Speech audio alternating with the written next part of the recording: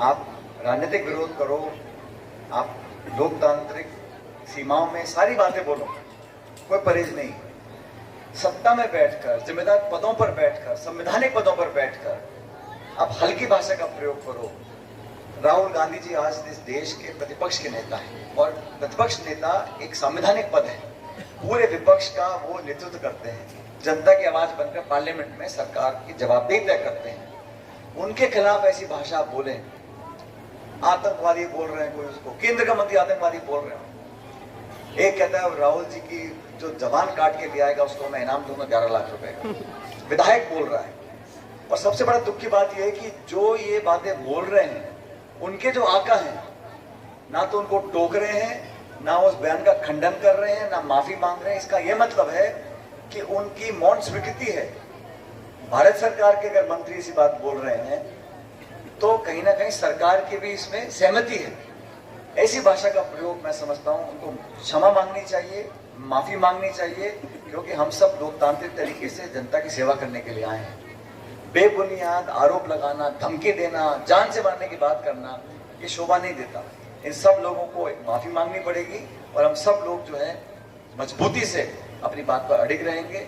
जो आज गरीब है, किसान है, दलित है, पिछड़ा है, जो दूर दराज इलाकों में रह रहे हैं, वंचित लोग हैं, उनकी बात हम नहीं करेंगे, हम सरकार के जवाबदेही तय नहीं करेंगे, तो फिर देश कैसे आगे बढ़ेगा? वो चंद उद्योगपतियों के लिए काम होगा, नीति निर्माण होगा तो लोगों के लिए, चंद उद्योगपतियों के लिए, कुछ व्यक्तियों के लिए होगा।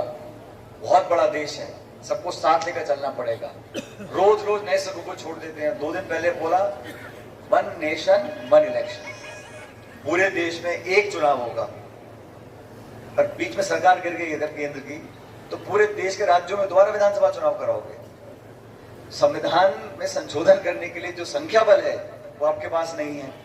फिर भी लोगों का ध्यान भटकाने के लिए ये हर एक आध महीने में ये सुबह छोड़ देते हैं 1 नेशन 1 इलेक्शन।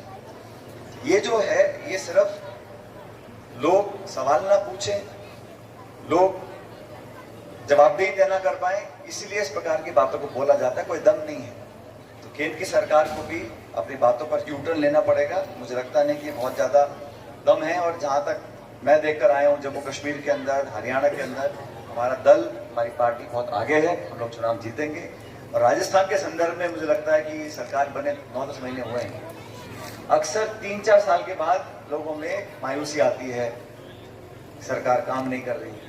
अब 10 महीने हुए नहीं है, सारे काम। इस गर्मी में आपने देखा क्या हाल हुआ था मई जून के महीने में, ना बिजली, ना पानी, कटौती, कोई चिंता किसी को नहीं, अधिकारियों को डर किसी का नहीं।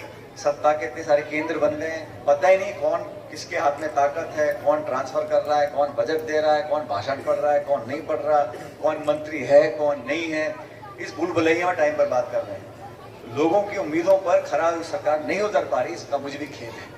आप चिंता ना करें। जहाँ तक इस क्षेत्र की बात है, आप लोग जो जो काम मांगते रहेंगे, सड़क का, भवन का, उन सब कामों का हम कराएंगे। लेकिन पहले प्राथमिकता ये बच्चे बच्चियां बैठे हैं, अच्छा पढ़ें, अच्छी शिक्षा लें, अपने पैरों पर खड़े हों और देश प्रदेश का हम सबका नाम रोशन करें। ये हम सबकी कोशिश रहेगी। आज इन भवनों का उद्घाटन किया, उसके लिए आपको बहुत बहुत धन्यवाद।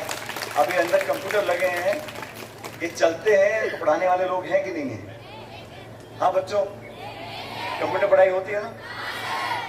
ठीक है। अब आपके लिए जो प्रार्थना का इलाका है उसको मैं कवर करा दूंगा, और भी बच्चों को जो हम सारे काम कराएंगे। आप सबका बहुत बहुत धन्यवाद। राम राम।